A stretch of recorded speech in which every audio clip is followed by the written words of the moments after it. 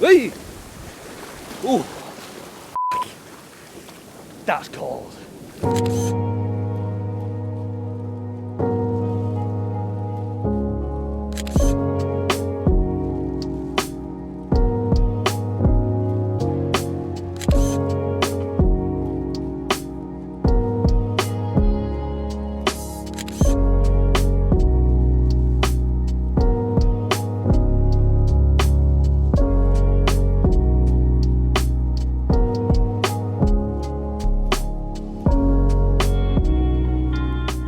So a very good morning and welcome back to another video, and let me start this one off by wishing you a very happy new year. Today is January the 1st and we've come down to a local seaside town called Withensea, and I'm going to put my new toy through its paces. You see, a couple of years ago I had a brief flirtation with Micro Four Thirds.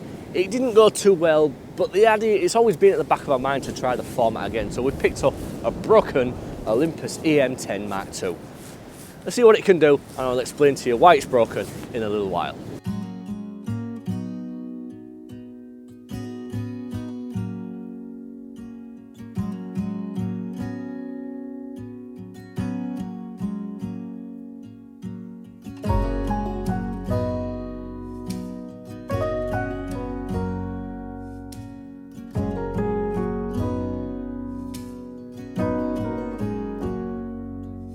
If I wrote you a song, if I got every word perfectly weighted on a thin piece of paper. So here it is, the EM10 Mark II, Olympus Micro Four Thirds camera with an M42 lens on the front of it. I kind of thought it'd be cheaper just to buy an adapter to throw the manual lenses on, see how we get along with it and make a decision about a lens a little bit further on down the line. Like I was saying earlier on, it is broken. The LCD screen on the back of this, it doesn't like to work, but I found a workaround with it. Let me see if I can show you this. So there it is, kind of as it is, and then you sort of slide it out a little bit like that, and then suddenly, there it is, it comes alive. So all you have to do is just tinker with the screen on the back of it and it works. So I kind of got it for a bit of a bargain. It was a lot cheaper. It was about a third of the price that you'd normally pay for when it's in full working condition. But I've fallen in love with it quite early on. And let me explain to you why. You see, I spent a lot of time and a lot of money on cameras that have various features. Some have these features, some don't have these features. There's a mix and match of features. And this seems to have all of them. And on top of that, it is actually an entry-level camera. I mean, there's so many options on this thing. I've been blown away with it. This is every camera that I've been looking for rolled into one in a tiny little package. It's great. You can just throw this thing in your pocket. It's so small. I mean, look how small this thing is. It's tiny. Another thing that I do long exposure photography, don't I? The shutter speed goes down on this. It goes as low as a minute. So that sort of avoids having to use intervalometers and remote timers. That get down to a minute with your shutter speed. That's unheard of with Canon cameras. They go down to 30 seconds. Another thing that this thing does, it does the highlight clipping and the shadow clipping. See, I have Canon mirrorless cameras. I've got 3 mirrorless cameras. This is the only one that does it. The Canon R5 doesn't have highlight and shadow clipping. What's all that about? This thing has it from 2015. This thing is amazing. I absolutely love it. I've fallen in love with it quite early on, like I've already said. So the plan, sunrise is just about happening over there. It's windy as crap, so I'm not too sure how far away from the beach I'm willing to strain. There's a lot of dog walkers appearing as well. Let's go take some more photos. All right, so do you know earlier on when I was talking about features? Well, this thing has in-body stabilisation, 5 axis as well, which is quite impressive. Let's get down low. Let's take a picture of a rock with a wave rolling around it, and we'll use the inbuilt stabilisation with this camera.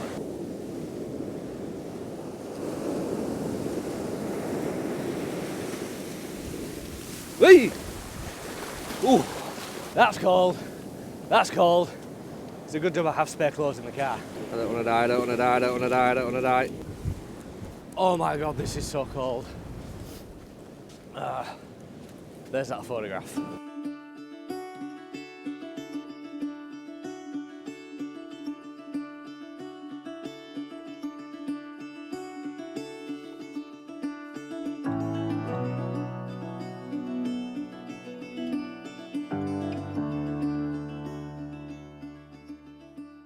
All right, I'll tell you what, I think I'm sold on this camera already. I'm loving using this thing. Obviously, it is a mirrorless camera. That's what the Micro in Micro Four Thirds stands for. It's a mirrorless camera, so it has an electronic viewfinder. Now, I've had almost as many mirrorless cameras as I've had DSLRs. In fact, this has been shot now on a full frame Canon DSLR. And let me tell you something, the EVF on this is better than it is on this. And that surprises me. Obviously, you think a micro four thirds camera, a Canon full frame camera, think of where you would consider these two cameras to sit in the pecking order of cameras. You would think that this would be below the Canon, and I am blown away by the fact that this thing seems to be beating the Canon in every single thing that matters, aside from sensor size. And if you've watched my channel and viewed any of my videos for any length of time, you'll really know that I don't really care about sensor size all that much. It doesn't mean anything. This thing is blowing me away. The EVF is so clear. See, the reason I moved back to DSLRs from mirrorless cameras was purely because of the EVFs. I did not like looking at LCD screens when I was taking photographs.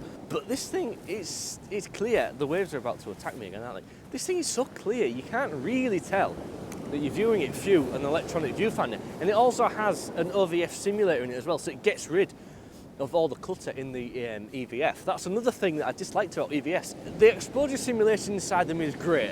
Don't get me wrong, that thing is great. But when you're looking through and you've got histograms and composition grids and shooting settings and all the kinds of pictures on the sides of your photograph, it's a distraction. And I just kind of like to look through a viewfinder and take the picture. But the fact that you can turn this into a simulated optical viewfinder, that's great. That is great. Now, I'm curious to see how the images look with this camera when I get home. This is the first time I've really been out and used this in the real world. So a 16 megapixel sensor, which for me, on the micro four thirds format, I think is probably the sweet spot of resolution. I know you can go up to 20 megapixels, maybe a little bit more, but I tend to find there is always a sweet spot when it comes to sensor size. So APS-C, 24 megapixels, maybe 18 megapixels, full frame, somewhere in the region of 30 is probably the sweet spot for that sensor. And I think 16 is probably where you want to be with this. Obviously, you're losing resolution, but what you lose in resolution, you get bigger pixels, which gather more light, so you get clean looking images, a little bit of technical stuff that we don't really go into too much on this channel. Sunrise is happening, the sun has come up, so I'm wondering if we can get some silhouette shots. There's lots of people walking along the beach. Now, I don't often do street photography or people's photography. Let's change lenses. Let's put a longer lens on. I've got a 135 in there. I've also got a 58mm in there. We'll put a longer lens on, obviously micro four thirds, two times the focal length for the crop factor and everything. Let's go a bit longer, see what we can do. Obviously we've got the image stabilisation anyway, like we've already mentioned, 5 axis. 5 axis, that's actually pretty cool, because I think the last camera I owned had 3 axis. This has 5 axis, in body, game changer.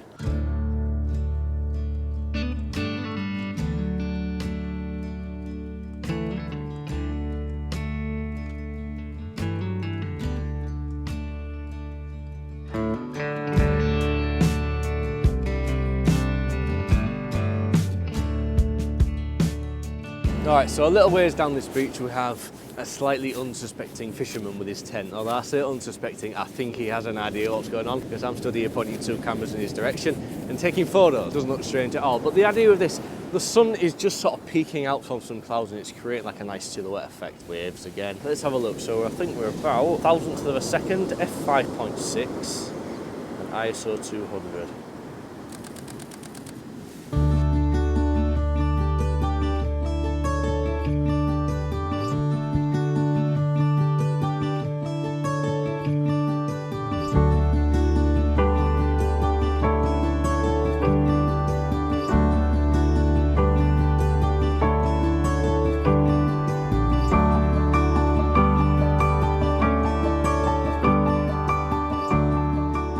Alright, so for this next one, I've just got the cameras pointing at some buildings just off on the top of the promenade over there. There's a staircase coming down from the promenade against the rock wall. It looks quite nice, it's quite a nice little scene. But what's going on? The sun is about to rise above a little bank of low cloud. And we've got some light just sort of threatening. It's just teasing at the minute, it's there. It just needs a little bit more time just to work itself out. But it's going to happen, it's just a waiting game. I'm hoping this is going to make quite a nice photograph. As soon as the light shines on the front of this building, against the rock wall, against the staircase and everything, we'll get a bit of highlight, a bit of shadow, a bit of fun, a bit of colour and a bit of contrast in this one. So just a waiting game, a few more seconds and we'll take the photograph. Alright, so I think it might be about to happen. Typical as dog walkers walking through this scene about now, kind of getting in the way of it. Well, do we do it now, do we wait? Alright, we'll do it now just in case it doesn't get any stronger. And then at least we've got the photo in the back. Oh, it's warming up. Oh, it's happening. Oh, now we need to change the exposure because disasters.